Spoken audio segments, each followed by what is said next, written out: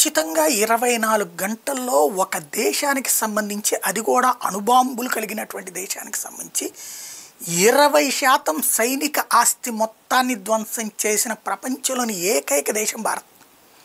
Russia Ukraine మీద చేయలేకపోయింది, America Afghanistan మీద చేయలేకపోయింది, అమెరికా ఇరాక్ మీద చేయలేకపోయింది, అమెరికా అంతకుముందు దాని పేరేంటది క్యూబా మీద చేయలేకపోయింది.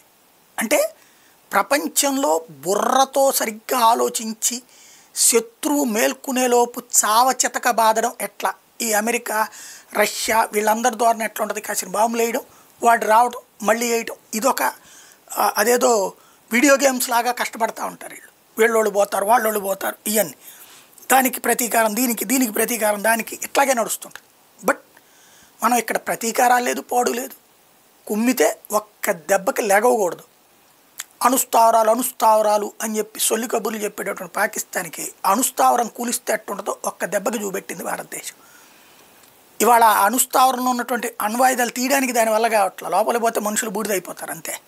ఆ స్టేజ్కి తెచ్చిపెట్టింది విలవిల్లాడుతున్నటువంటి పరిస్థితి పాకిస్తాన్కి. అట్లాగే పాకిస్తాన్ ఎయిర్ బేసులకి రిపేర్లకి నిన్ననే అడ్వర్టైజ్మెంట్ ఇచ్చుకున్నటువంటి పరిస్థితి కూడా చూసాం.